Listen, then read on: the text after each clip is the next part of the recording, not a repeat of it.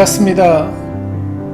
이제 마지막 장을 나누도록 하겠습니다.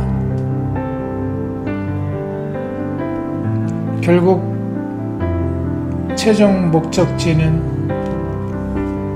우리는 혼자가 아니라는 사실에 있습니다. 우리가 내려놓는 삶을 배우면서 여전히 우리는 걱정과 염려로 긴장하는 삶을 살 수 있습니다. 그렇지만 예전처럼 그 문제로 고민하고 자신을 쥐어짜면서 자기 스스로 헤어나오지 못하는 감옥에 있는 것이 아니라 그분의 공급을 막고 있는 스트레스라는 이 문제를 하나님의 방법대로 해결함으로 인해서 우리의 삶은 매일매일 그분의 안식을 누릴 수 있는 또 하나의 도전에 직면할 수 있습니다. 또한 우리는 그런 상황 가운데서 선택할 수 있는 여지가 있습니다. 육신의 노력이 아닌 그분이 주시는 그분의 평강으로 인해서 우리는 혼자 외롭게 있는 것이 세상에서 말하는 왕따가 아니라 잠잠히 그분과 내가 자신을 다시금 돌아볼 수 있는 소중한 시간입니다. 지금 혹시 절망에 빠져 있다면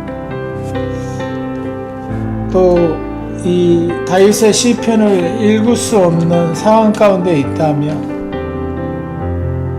시편 61편을 읽어드리겠습니다.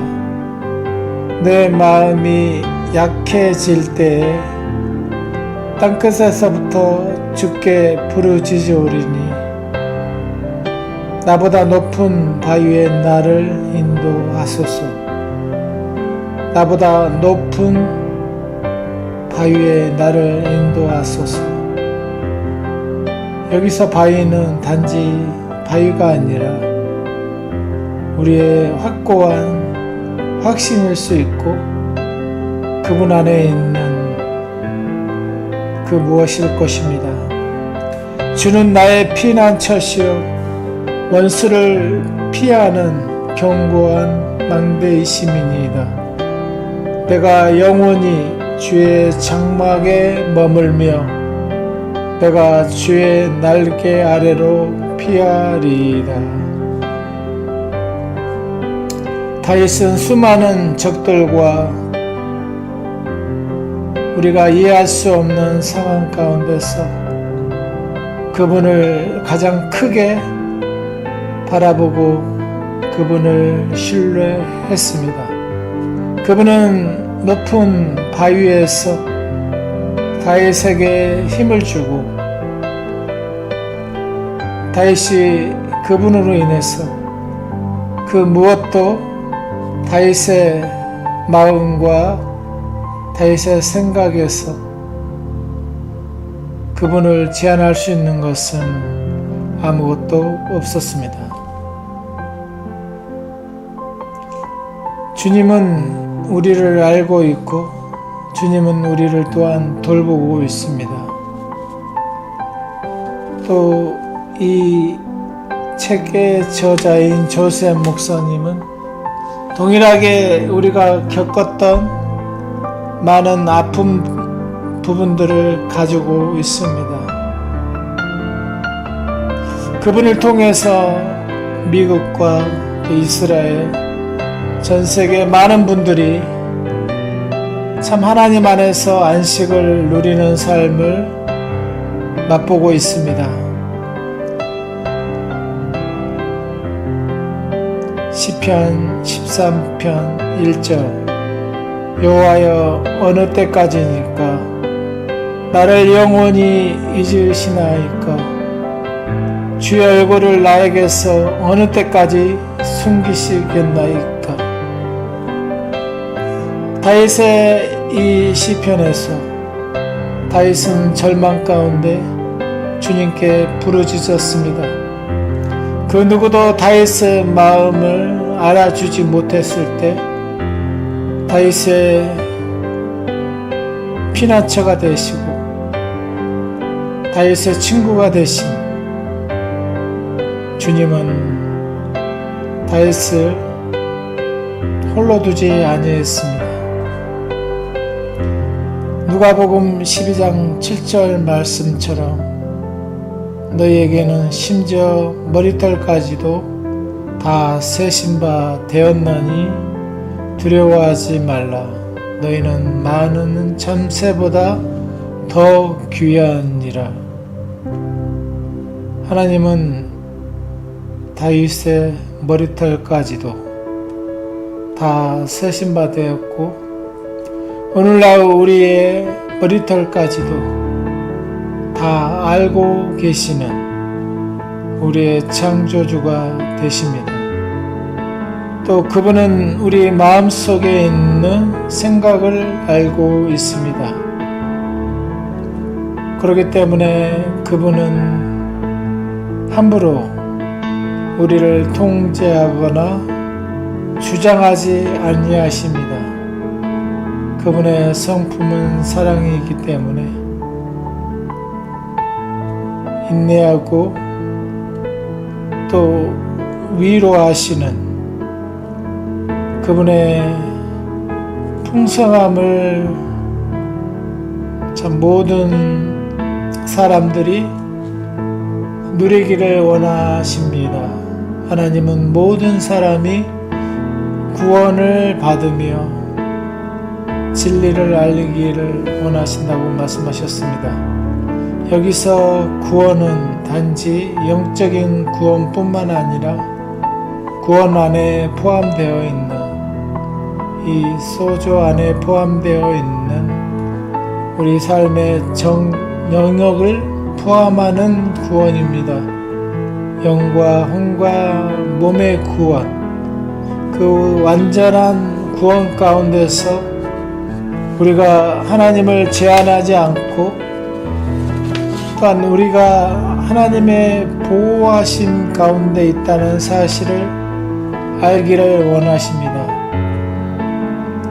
구약시대 엘리야는 우리랑 성정이 같은 사람이었습니다.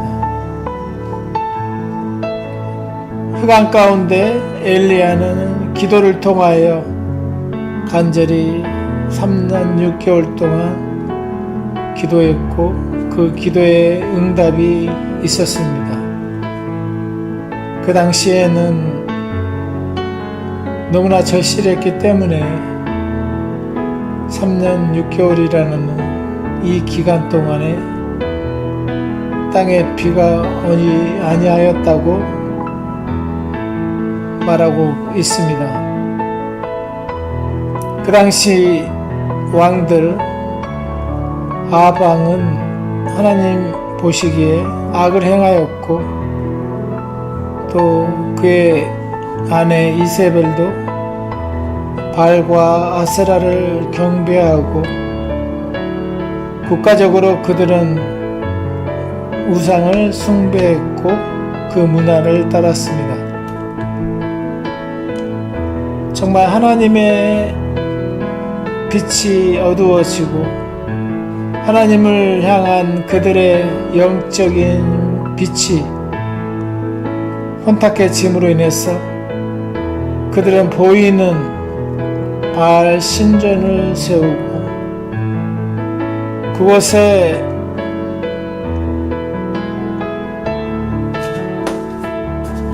바알 신전을 섬기는 제단을 쌓고 사람들을 뽑아서 그곳을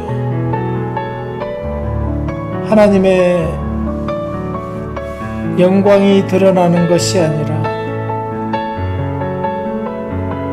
점점 이 보이는 세계의 것들로 이스라엘 백성들은 점점 하나님으로부터 멀어졌습니다. 그 당시 엘리야가 그 상황 가운데 있었습니다.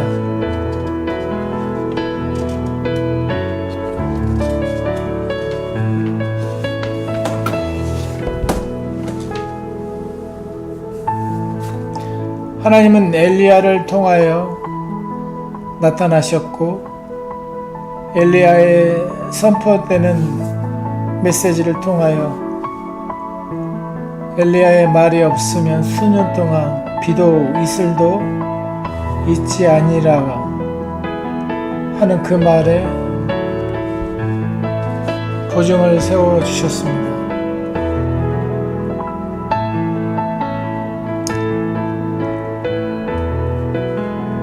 비가 오지 아니함으로 인해서 그곳에 기근이 심하였고 바알 숭배자들은 비를 내려달라고 또 그들의 방법대로 그들은 그들의 우상을 섬겼습니다. 하나님은 그 상황 가운데서 까마귀를 통해서 엘리야를 먹이셨고 또 그리 시냇가에서 하나님의 말씀을 통하여 엘리야의 생명은 유지되었습니다.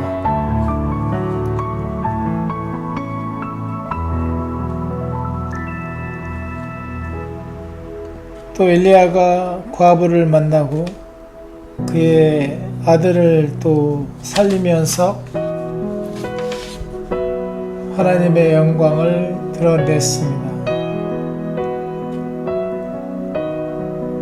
가뭄이 3년 반 동안 있을 때 하나님은 엘리야에게 아합에게 자신을 드러내게 하셨습니다.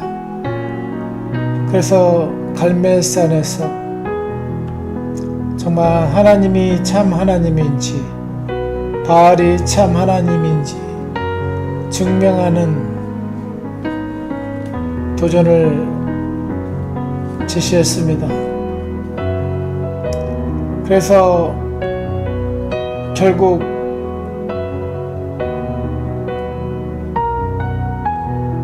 불로응답하시는 그 하나님의 영광이 바알 선지자들이 황소를 잡아서 나무 위에 올려놓고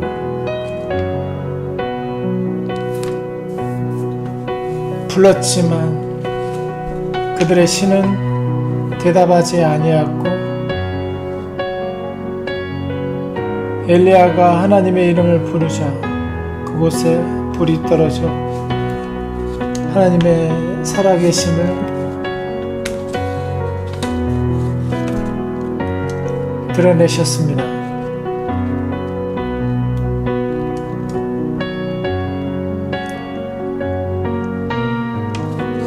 그 내용은 열왕기상 18장에 자세히 나와 있습니다. 그 승리로 인해서 엘리야는 바알의 선지자들을 다 죽였습니다. 그 사실이 이세벨에게 알려지자 이세벨은 엘리야를 죽이게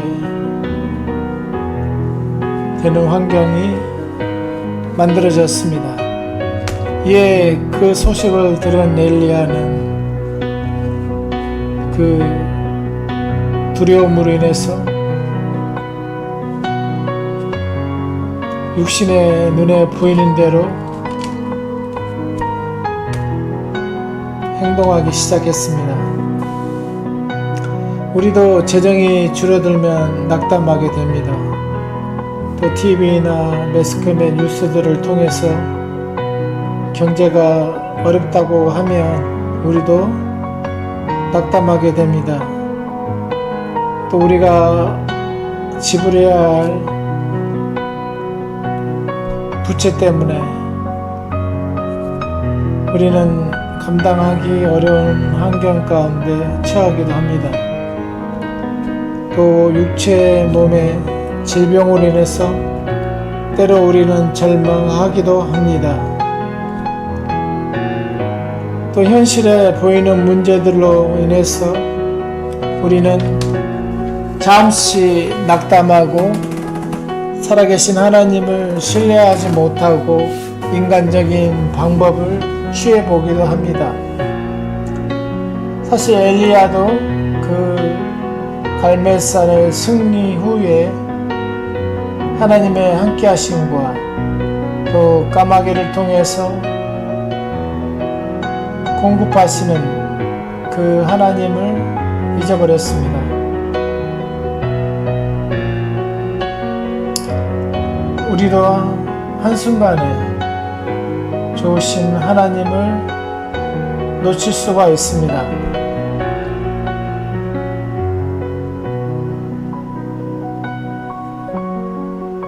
엘리야도 열왕기상 19장에서 여호와여 내 생명을 취하소서 나는 내 조상보다 나을 것이 없습니다. 이런 고백을 했습니다.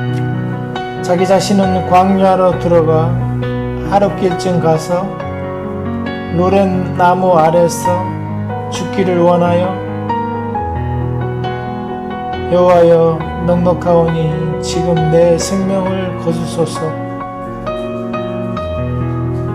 엘리야는 두려워할 뿐만 아니라 우울증과 자살하려고 하는 단계까지 내려갔습니다. 아마 엘리야처럼 우리도 이런 감정을 느낄 수 있고 또 인생이 모든 일들이 아무것도 아닌 것처럼 느껴질 때가 있습니다. 또한 사업의 실패나 사역의 실패로 인해서 좌절을 경험할 수도 있습니다. 또 어머니로서 자녀들에게 실패했다는 낙담과 우울증을 가질 수도 있습니다.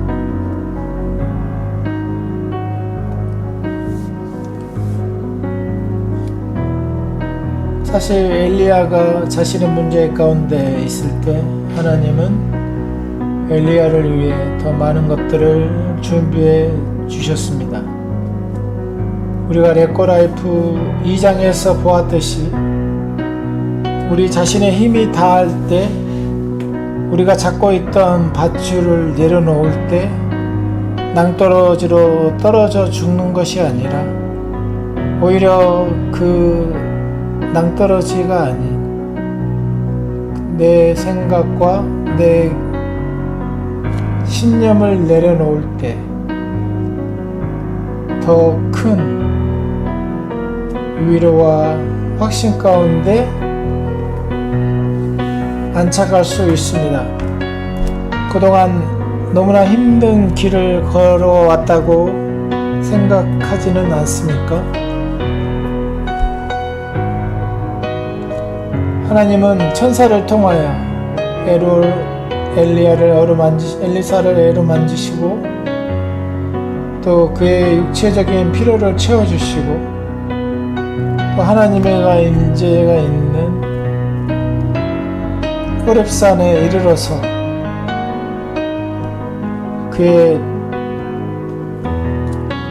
생애 가운데 그가 그동안 다다르지 못한 새로운 영역 가운데 들어가게 되었습니다. 신약에서 주님은 부활하신 후 제자들에게 나타나셔서 숯불과 또 그 위에 생선과 떡을 준비해 놓음으로 제자들을 먹이셨습니다. 요한복음 21장 12절에 나와 있죠.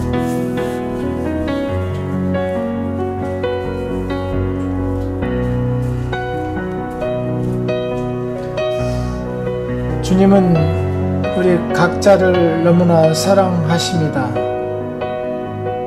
그리고 그분은 우리를 실제적으로 돌보아 주십니다.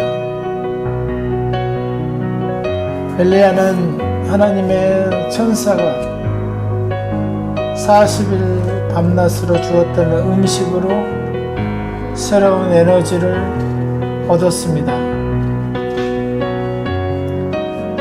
이제 신약에서 주님은 자신을 먹으라고 말씀하십니다.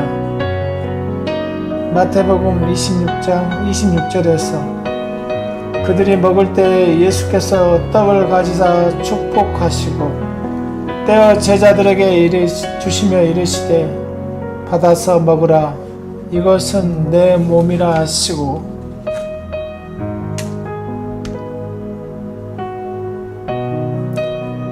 우리는 하나님의 말씀 한 구절의 계시로 인해서 엄청난 힘을 얻을 수 있습니다.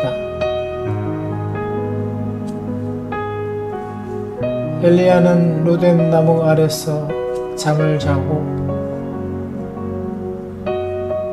그가 혼자라고 낙담과 절망 가운데 있을 때 하나님의 공급을 경험했습니다.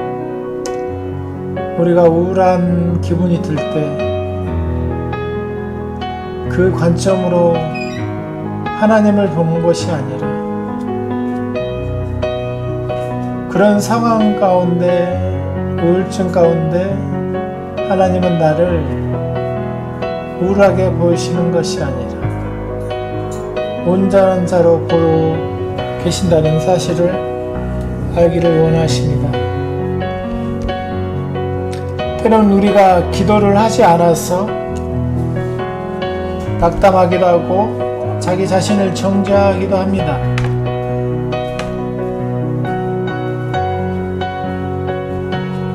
그러나 하나님은 우리의 기도의 부족이나 자신의 연약함을 나무라지 않습니다.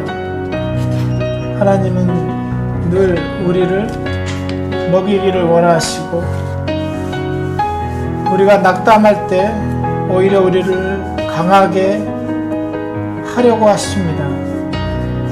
사단과 세상과 육신은 우리를 낙담 가운데 두려워 하지만 하나님은 우리에게 두려워하지 말고 강하고 담대하라. 결코 너를 버리지 아니할 거라고 말씀하고 계십니다.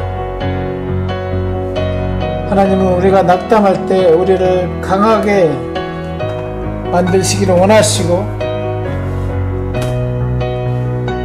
엘리야가 낙담 가운데 있을 때 여호와의 말씀이 그에게 임하였고 엘리야야 내가 어찌하여 여기 있느냐 즉 너 여기서 뭐하고 있냐 즉 하나님도 그 옆에 계셨다는 것입니다.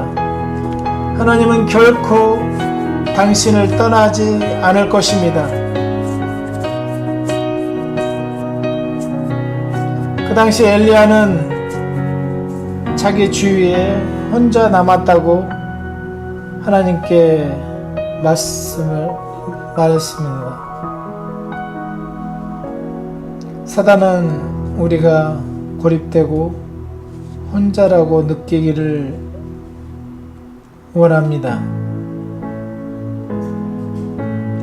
그러나 하나님은 우리는 결코 혼자가 아니라고 엘리야 주변에 바르게 무릎 꿇지 않는 7,000명을 남겨두셨다고 엘리야에게 지쳐있던 엘리야에게 이 사실을 알려줍니다.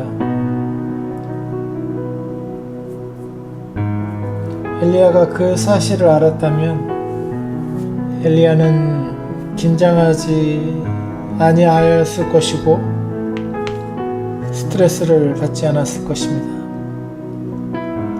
오늘날도 은혜의 복음은 전 세계 많은 성도들을 통하여 지금 이 순간에도 살아 역사하고 있습니다. 너무나 많은 사람들이 거짓과 종교와 율법에 짬뽕되어 있기 때문에, 섞여 있기 때문에 혼합되어서 올바른 진리가 전해져도 혼합된 진리로 인해서 마치 가시밭에 떨어진 씨앗처럼 싹이 나지 않고 있습니다. 그것은 우리를 둘러싼 환경들이 우리를 압박하고 하나님이 우리와 함께 계시다는 것을 느낌으로만 찾으려고 하기 때문에 그렇습니다. 내가 기도할 동안만 하나님이 살아계시는 것 같고, 내가 교회에 있을 때만이 하나님의 임재를 느끼는 것 같은 생각을 하기 때문에 하나님을 제한하기 때문에 늘 계시는, 늘 우리의 초점이 그분을 바라봐야 되는데 그곳에 두지 않기 때문에 우리가 주님의 얼굴을 찾는데 소홀히 하게 됩니다. 이제 우리가 할 일은 우리의 문제 가운데 숨 쉴 틈조차 잠시 멈춰서 주님께 진지하게 내가 생각하고 있는 문제에 대해서 어떻게 생각하시는지 마음의 여유를 갖는 것이 필요합니다. 왜냐하면 인간은 종교적이어서 자기 스스로 그 문제를 해결하려고 하기 때문에 그렇습니다. 주님은 늘 우리에게 나와 함께 하자, 나와 함께 해보자, 이렇게 조용하고 작은 목소리로 말씀하고 있는데 우리가 그 주파수를 제대로 못 맞추기 때문에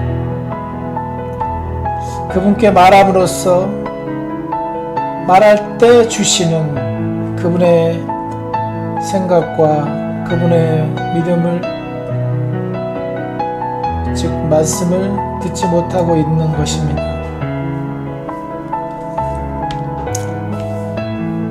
참 힘든 상황과 환경 가운데 있을 때 그 상황을 예수님께 말합시다. 내일 무엇이 될지 걱정되는 상황 가운데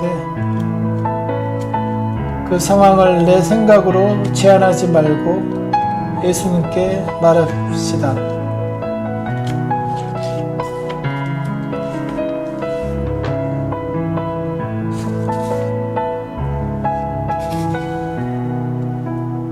마지막으로 시편 23편 4절을 읽어드리고 마칠까 합니다. 내가 사망의 음침한 골짜기로 다닐지라도, 날마다 다닐지라도 해를 두려워하지 않을 것은, 여기서 말하는 해는 내가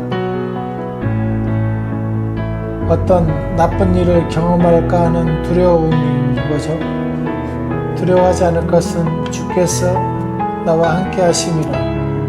주의 지팡이와 막대기가 나를 안위하시나이다. 나를 안전하게 보호하십니다. 오늘도 이 시편의 고백이 우리 삶의 날마다 매일 매 순간 우리 영으로 고백하는 고백이 되어서 하나님이 나와 함께 하시는 이 사실들을 깊이 새기는 여러분이 되시기를 주님의 이름으로 축복하고 기도합니다. 감사합니다.